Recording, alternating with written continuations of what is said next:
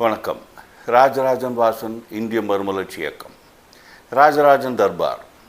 நாட்டில் நடக்கும் நிகழ்ச்சிகள், அரசியல் செய்திகள், பத்திரிகை செய்திகள் ஆகியவற்றை பற்றி என்னுடைய கருத்துக்களை மக்கள் மன்றத்தில் பகிர்ந்து கொள்ளும் இந்த நிகழ்ச்சி. இன்றைக்கு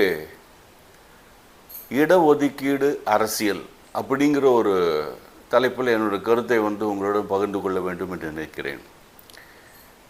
இதில் என்னன்னா, இடஒதுக்கீடுக்காக நம்ம வன்னியர் தலைவர், அவர் வன்னியர் சார்பாக வரக்கூடிய பாட்டாளி மக்கள் கட்சி தலைவர் அன்பு ராமதாஸ் அவர்கள் அடுத்த மாதம் பக்கத்தில் ஒரு போராட்டம் ஆரம்பிக்க போகிறோம் என்று சொல்லியிருக்கிறார். அதாவது வன்னியர்களுக்கென்று தனியாக ஒரு 10% மேலே ஒரு இடஒதுக்கீடு தேவை அப்படின்ற அந்த சமூகத்துக்காக ஒரு இடஒதுக்கீடு ஜாதி வாரியாக வர்றது மாதிரி ஒரு அந்த எண்ணத்தில் ஒரு போராட்டம் ஆரம்பிக்கிறோன்னு சொல்கிறது.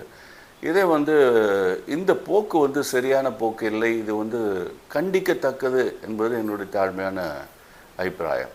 ஆகவே இந்த போராட்டத்தை பற்றி அதிகமாக நான் பேச போவதில்லை. ஆனால் இந்த எண்ண ஓட்டம், ஜாதி வாரியாக இடஒதுக்கீடு அப்படிங்கிற ஒரு கான்செப்ட், அதை பற்றி என்னுடைய கருத்துக்களை இங்கே பகிர்ந்து கொள்ள வேண்டும் நினைக்கிறேன்.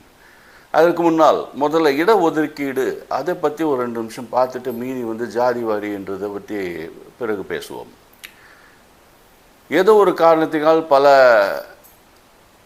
பல ஆண்டுகளாக, அதாவது தலைமுறையாக சமூகத்தில் சில அமைப்புகள், சில சமூகத்தினர்கள் பிற்படுத்தப்பட்டு விட்டார்கள்.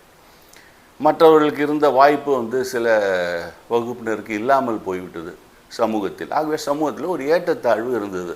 ஒரு உயர் ஜாதி, நடுவில் ஜாதி, தாழ்ந்த ஜாதி அப்படிங்கிற மாதிரி ஒரு இது அவங்களுக்கு சரியான வாய்ப்பு இல்லாத காரணத்தினால் அவர்களால் சமூகத்தில் முன்னேற முடியாத ஒரு நிலை சில நூற்றாண்டுகளாக இருந்தது. அதை சமம் செய்வதற்காக, அந்த வேறுபாடுகளை போக்கி எல்லோரும் ஒரு பக்கத்தில் வரணும் அப்படிங்கிறதுக்காக இந்த இடஒதுக்கீடு அப்படிங்கிற ஒரு கான்செப்ட் நம்ம பழம்பெரும் தலைவர்கள் அவர்கள் உருவாக்கிய ஒரு அருமையான கான்செப்ட்.